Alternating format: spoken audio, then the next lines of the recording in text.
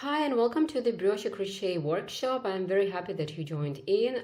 If you have never heard of brioche, hopefully you will have a very good insight into this wonderful way of crochet. And I will be explaining you all the basics from the very start, and we will then practice with the more intricate pattern to build your confidence in how to use the increases, the decreases, and how to create this wonderful fabric.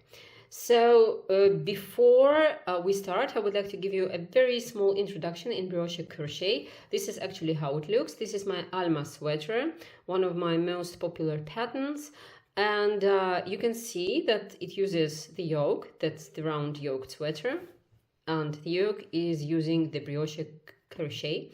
You can see that I used two colors, and that's quite usual for brioche. So we only work with two colors and we don't cut the yarn after every row around, but bring it up to the next row around. So there are almost no ends to weave in. You were asking about this, and no, there are almost no ends to weave in, so don't be afraid of that. Brioche crochet is basically the ribbing, which is worked with front post stitches and chain spaces. So if you have a closer look, you will see that we have these front posts on the right side and also chain spaces behind them. And on the right side, we have this nice patterning with the cables, while on the wrong side, we only have the stripes in two colors. So this is the double layered fabric, which is pretty thick and warm. It means that not every yarn will be suitable for this way of crochet, and I will explain it in another video to you. But for now, just so that you understand, we use only one color per round or row, and we work with two colors. And the best idea is to use the colors which are high contrast.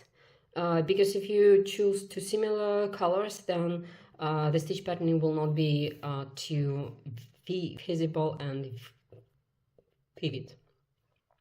So here is the Alma sweater, and I would like also to show you another example of brioche crochet.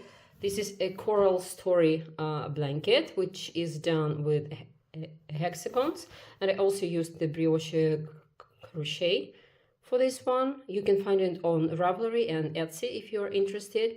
But just to give you an idea once more about the right side and back side. So right side is the patterning and back side is just stripes of two colors.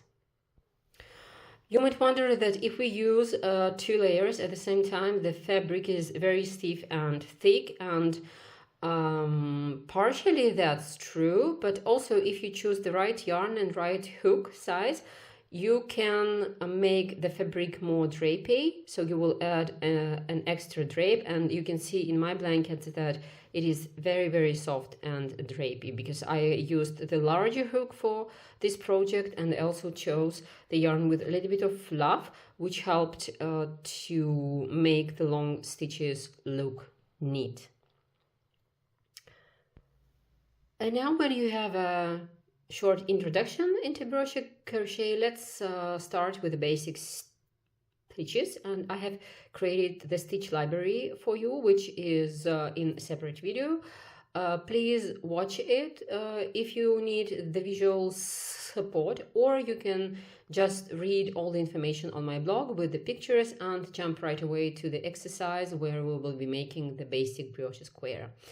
So thank you once again for joining me. I hope that this workshop will be very helpful, and it will help you to cope with the fears about the brioche crochet, and I also hope that you will become more confident with how to read the patterns and how to create your beautiful project.